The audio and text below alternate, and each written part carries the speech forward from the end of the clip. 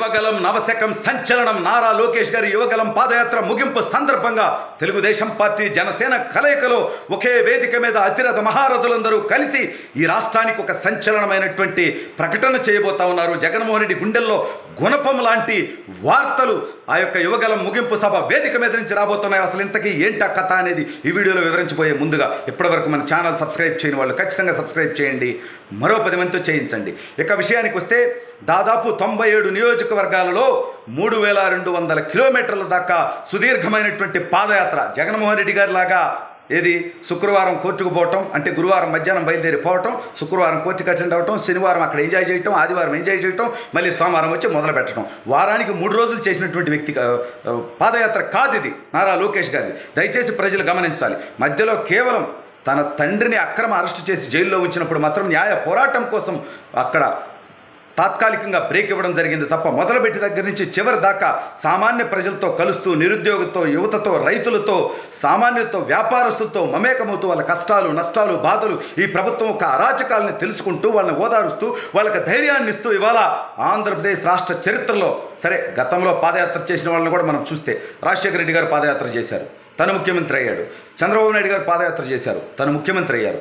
జగన్మోహన్ రెడ్డి గారు పాదయాత్ర చేశారు, తను కూడా ముఖ్యమంత్రి అయ్యాడు. కానీ నారా లోకేష్ గారి వాళ్ళ తాను ముఖ్యమంత్రి అవ్వడం కోసం పాదయాత్ర చేయట్లా. ఈ రాష్ట్రాన్ని కాపాడడం కోసం చంద్రబాబు నాయుడు గారు మళ్ళీ ముఖ్యమంత్రి అయితేనే ఈ రాష్ట్రం అభివృద్ధి చెందుతుంది, పరిశ్రమలు వస్తాయి, యువతకు ఉద్యోగ ఉపాధి అవకాశాలు లభిస్తాయి, రైతులకు న్యాయం జరుగుతుంది, వ్యాపారస్తులు వ్యాపారం చేసుకోగలుగుతారు అనేటువంటి ఆలోచనతో ఇవాళ ఆయన ఈ ఎండనక వాననక చలిని లెక్క చేయకుండా సుదీర్ఘమైనటువంటి పాదయాత్ర చేయడం జరిగింది. ఆ పాదయాత్రని ఆపడానికి మీరు ఒక్కసారి మళ్ళీ మొదటి రోజులకు వెళ్ళండి, గుర్తు చేసుకోండి.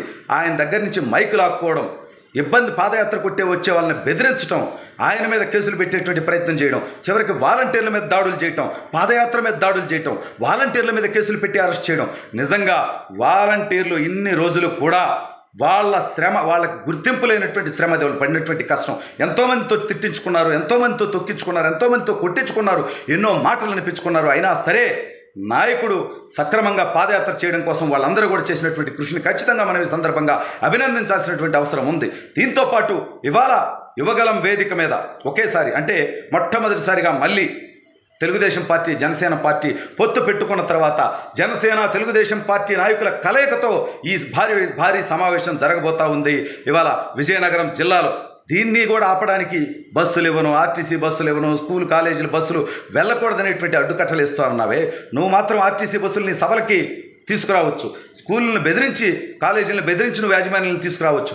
ఎందుకు నీకు ఆ భయం అంటే నీకు రంకొమ్ముగుళ్ళ ఇవాళ నారా లోకేష్ గారు తగులుకున్నారు. ఇవాళ నిన్ను అతన్ని బేరుజీ వేస్తే తండ్రి అధికారాన్ని అడ్డం పెట్టుకొని 40,000 కోట్ల ప్రజాధనాన్ని దోచుకొని 16 నెలలు జైల్లోకి వెళ్ళి వచ్చినటువంటి వ్యక్తివి నువ్వైతే అమెరికాలో చదివి అత్యున్నత ఉద్యోగం చేస్తూ ఆ తర్వాత ఈ రాష్ట్రానికి మేలు చేయడం కోసం, ఈ రాష్ట్రం కోసం ఇవాళ సుదీర్ఘమైనటువంటి పాదయాత్ర చేసి మీ నుంచి ఎన్నో విమర్శలు ఎదుర్కొన్న మొక్కవోని ధైర్యంతో నిలబడినటువంటి నారా లోకేష్ గారు ఈ వైపు అనేటువంటిది ప్రజలు గమనించిన తర్వాత మిమ్మల్ని చిత్తుగా ఓడిస్తారనేటువంటి భయంతో, ఆందోళనతో నువ్వు ఇవాళ దాదాపు 90 నుంచి 100 మంది శాసనసభ్యుల్ని మార్చేటువంటి ప్రయత్నంలో నువ్వున్నావంటే ఖచ్చితంగా ఇది నారా లోకేష్ గారి యువగలం పాదయాత్ర యొక్క ఎఫెక్ట్. ఎక్కడికక్కడ ప్రజలతో మమేకమవుతూ వాళ్ళ కష్టాలని వింటూ, వాళ్ళకి ఓదార్పునిస్తూ, వాళ్ళకి ధైర్యాన్ని ఇస్తూ, వాటికి పరిష్కారాలని కనుగొంటూ ఆయన వేసినటువంటి ఒక్కొక్క అడుగు నీ ప్రభుత్వ పతనానికి పడినటువంటి అడుగులుగా ఇవాళ రాష్ట్ర ప్రజలందరూ కూడా అర్థం చేసుకున్నటువంటి పరిస్థితి.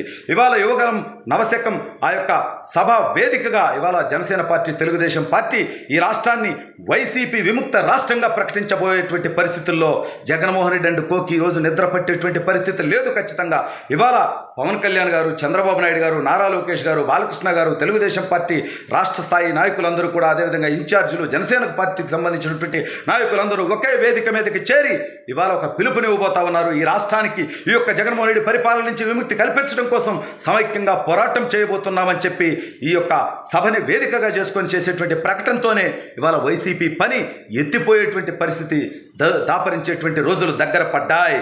ఇవాళ ఖచ్చితంగా రాష్ట్ర ప్రజలందరూ కూడా గమనించాల్సినటువంటి అవసరం ఉంది. ఈ యువగలం యాత్రని ఆపడానికి జగన్మోహన్ రెడ్డి, వైసీపీ నాయకులు ఎన్ని ప్రయత్నాలు చేశారో మనందరం చూసాం. చివరికి బస్సు లాక్కున్నారు, ప్రచార రథాన్ని లాక్కున్నారు, ఎన్నో ఇబ్బందులు పెట్టారు. ఈ క్రమంలో ప్రతిదానికి కేసులు పెట్టుకుంటూ పోయారు.